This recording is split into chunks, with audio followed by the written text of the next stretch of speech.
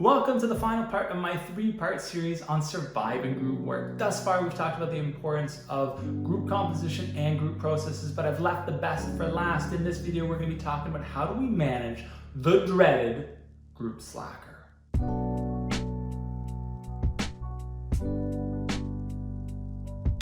Hey guys, I'm Mike Linsky. I'm an OB professor at the Ted Rogers School of Management. In weekly videos, I leverage my student-professor experiences to share insights in terms of how you can better manage your student life. I generally stick to topics that are not taught in the classroom, but learn the hard way throughout university life. So if you're in college or uni or will be soon, hit subscribe and check out my weekly clips that should make your life more manageable over the next little bit. All right, let's jump into it. So one of the biggest reasons people don't like working in group assignments is because they often have to work with underperformers or slackers. So how do you deal with them?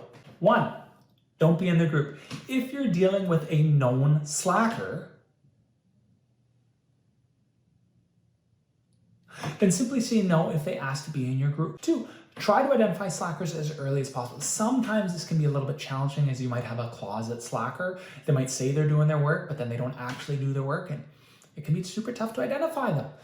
But the sooner you identify them, the sooner you can manage dealing with them as a slacker.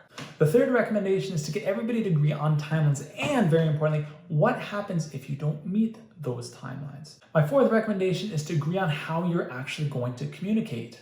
Okay, so are you going to use text, Facebook Messenger, email? One recommendation is that you don't use Snap or any communication device where actually deletes messages over time.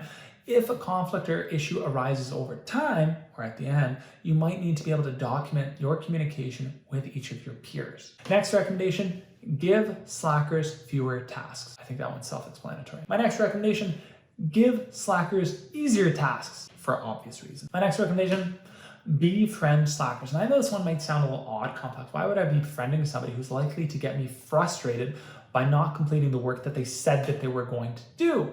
However, what I've seen in the past is students who are able to befriend the underperformer or slacker within the group actually almost guilt trips the slacker into working a little bit harder, or they feel closer with the group and they don't want to let their group down, so they're going to put a little bit of extra in, and that might actually get them to work harder.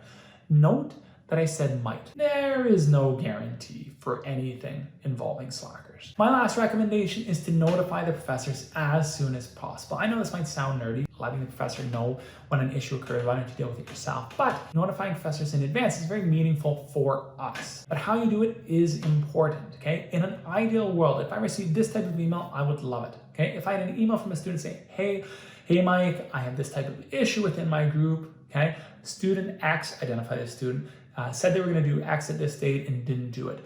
What I'm going to do as a student is I'm going to do this and this to try to overcome this issue and to see whether we can resolve it.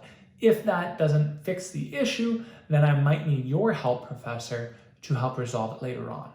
Okay? So for me, this is like super meaningful and super powerful. For one, it tells me that the student's being proactive in trying to resolve this interpersonal conflict within the group, right? This is meaningful for me. So that's it for my three-part series on surviving group work. If you found this series helpful or are interested in other tips to make your student life a little bit easier, hit subscribe, smash the like, and make sure that notifications tab is on so you can check out my videos next time.